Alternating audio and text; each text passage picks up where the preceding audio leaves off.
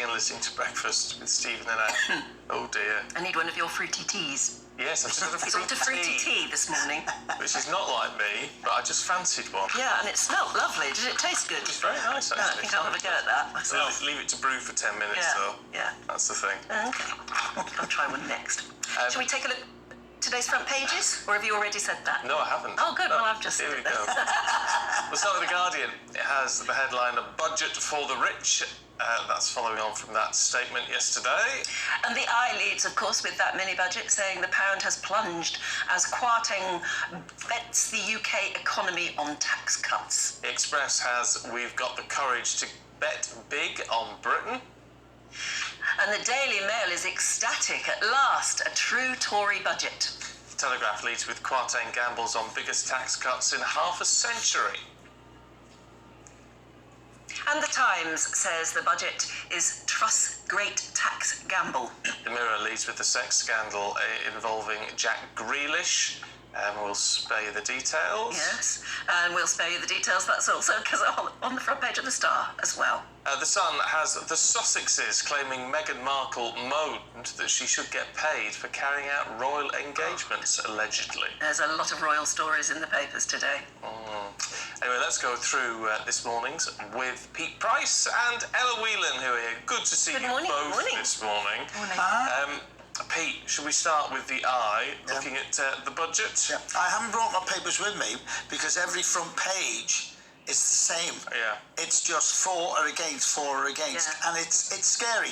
What I think is sad is that, and I've got to be careful what I have to say because I'll get slagged off on social media. We in this country, when we are successful, we're very jealous. In America, they embrace success. Now, all they've done in the papers is pick this headline, "The rich are getting richer." Whether it works or not with the bankers not getting the tax on the bonus anymore, whether they keep the money here, whether they keep their children in the school, or whether they still live abroad, I don't know. But all I do know is that we need to get more jobs. We need to embrace businesses coming to this country because the world after the pandemic needs everybody. We need entrepreneurs. It's all very well everyone having a go at the rich, and there are a lot of rich that are a waste of space, but there's a lot of rich that are bringing money and building companies, and it is a long-term solution, if it is a solution at all. The pound has dropped, as we know, but the pound always does this because there are an awful lot of people making money out of the pound. Make no mistake, there are a lot of financiers who are having a ball over this with the pound dropping. They'll have moved their currencies. It always goes back to the dollar every time anyway. The dollar is always a strong currency. And I think it is a huge gamble that they've taken. I don't understand it, and I'm sure an awful lot of people don't understand it. But what I think is sad with the headlines of the rich, there is an awful lot being given to other people as well. And let's not forget that. Also, I mean, Andrew in Livingston's been in touch with a fair point. He says the higher the rates are, the less the tax is received by the Exchequer. It was illustrated in the period after 1979. The top tax rate was reduced by the Conservatives to 40%, but people returned to the UK and the tax take went up. Didn't the Rolling Stones move back? Because the tax was right. Yeah. You know, yes, that happens a lot, doesn't it? Yeah, a lot of people move back. We need businesses, that's for sure. We've had a terrible time with the pandemic. We've also got a terrible time now with the heating bills, etc., which we've been indoctrinated into and told 1,000 times that we're going to be in a real doo-doo over it. I'm sure an awful lot of people listening now don't understand it, but we've just seen the headlines. She's taking a huge gamble, and so is he, but it might just pay off. The Guardian, of course, has absolutely come down harshly against it and said this has just been a budget for the rich. Yes, and one of their lead writers, Jonathan Friedland's gone as far as to describe it as a declaration of class war. You know, the things that they pick out in the front page of The Guardian, you know, as a quote from the Labour Shadow Chancellor, Rachel Reeves, who's describing the mini-budget as casino economics, and there's a lot of focus on, I think, the fact that is true. which is that this is, risk is the word. This is a big gamble. Kwarteng and Truss are quite open about the fact that they're, making a virtue of the fact that they're taking a risk and taking a gamble, which, by the way, I don't think even those of us who have a different kind of political or economic stance to them think is a bad thing. Well, the last bit didn't work. I mean, something's got to be done, and if you're not going to go for what Rishi Sunak was putting forward, then you're going to do something radical, aren't you? I think something radical and big ideas is always to be welcomed in politics, particularly when we're at times when something, big ideas need to happen. I'm forever blue in the face talking about the need for big ideas. But I think the important thing to understand with this budget is that actually it's, even though it's being described as radical, in terms of the extent of the tax cuts or the amount of money that's being talked about, £400 billion of extra borrowing, £45 billion of tax cutting, the kind of politics behind it is not radically different from anything we've heard even throughout the Tory leadership. The entire discussion about the economy has been about whether or not to cut taxes, how to move a bit of tax here, a bit of tax there. This might just be in larger quantities.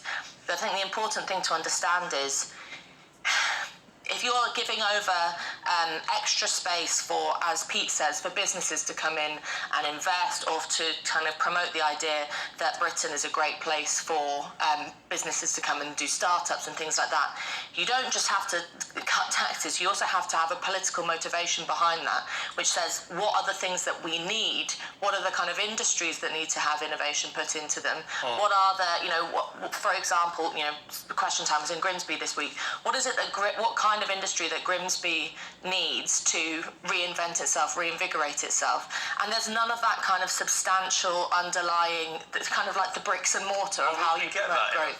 It's a mini budget. You wouldn't get it in a mini budget, but I don't think that they should also use that as a cloak to protect themselves, because we are in extraordinary times.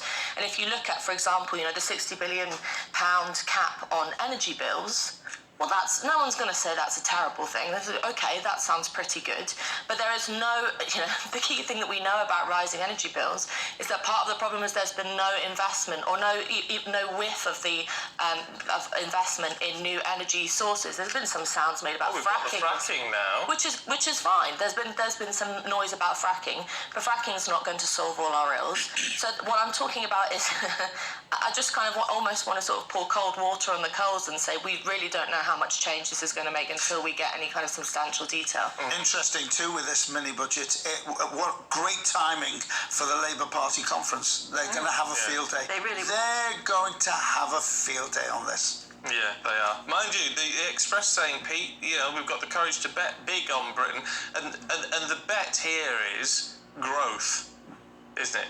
Yeah, we've got to, and also we've got to get a workforce. Many companies still have not got a workforce. They can't get people back to work, and all people say is, well, we need better wages because of the cost of living. Well, we've got to start somewhere.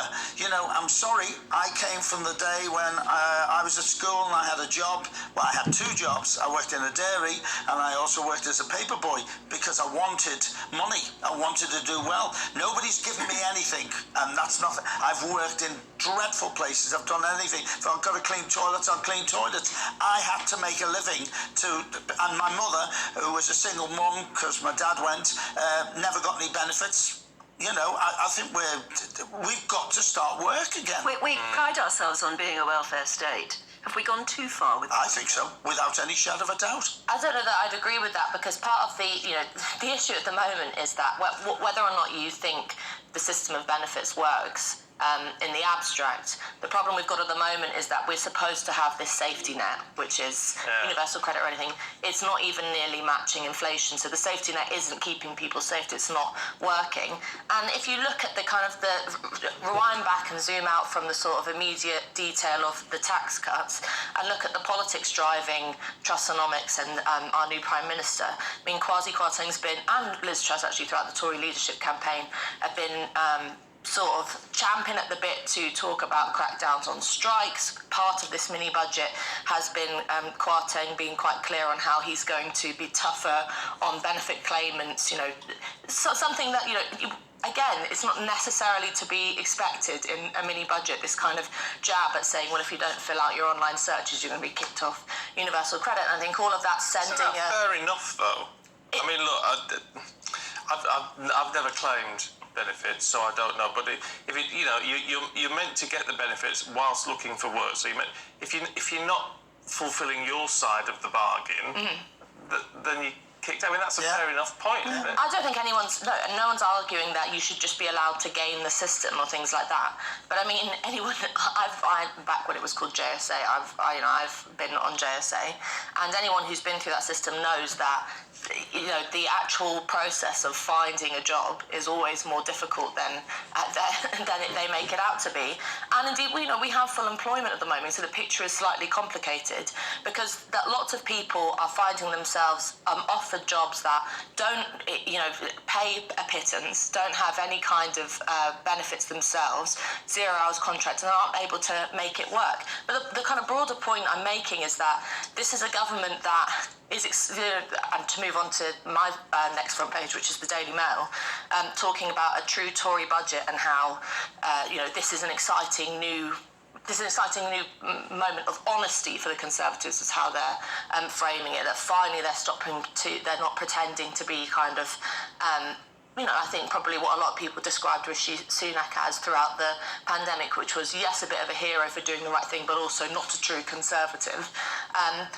There is this sort of political moment in which I think Truss in particular is trying to stake out her claim as maybe Thatcher 2.0, maybe something like that. We noticed throughout the Tory leadership that she was kind of almost cosplaying as the Iron Lady in a way. And I think you have to read all of that behind it. And for someone who, is from the left, as I am, who's, I don't go as far as saying this is a class war because I just don't think it's substantial enough to warrant that kind of description. Yeah. But you have to know that there's a lot of signalling going on here, which most importantly, isn't going to help your average person sitting at home watching GBNews looking at their energy bills. We're also living in a world where nobody gives anybody a chance. It's now. It's got to happen now. We need that money now. It's like football managers, they're sacked after 2 games now. And we can't. The problem is a huge problem.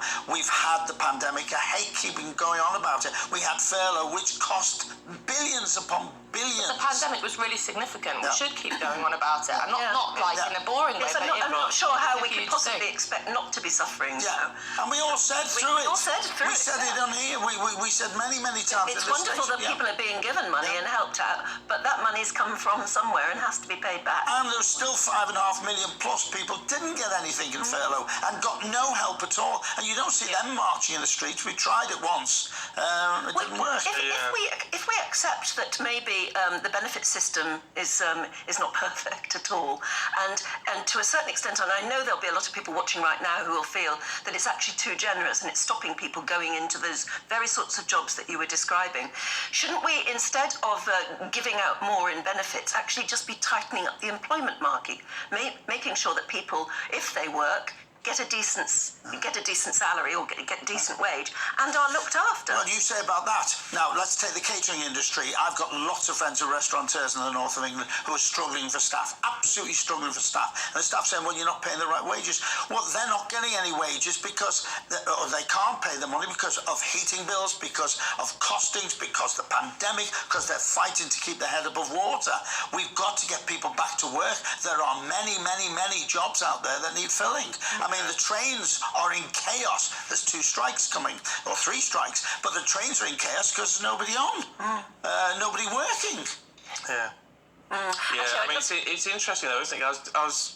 Do you know what I was going to say? It's just escaped me. Oh, you're having another moment. I'm having a no, that's senior because moment. I nearly interrupted you. I'm sorry about that. No. I was just saying that maybe if you're watching at the moment, stop it. No, it's my senior moment. No, I know. I was just wondering if you're watching at the moment and you did one of those sorts of jobs that Pete was talking about there, instead of even thinking of claiming what we used to call unemployment benefit. What sort of jobs did you do? And did you think this isn't worth it? Or did you just get on with it? Because well, do you know what? I'll tell you what it reminds me of. My dad was laid off in the 80s and ended up, he decorated, he went and painted the courage and all that. It's anything, and it's always been my philosophy that if I needed a job, I would go. It doesn't matter what it is, but like you clean the toilets, do whatever.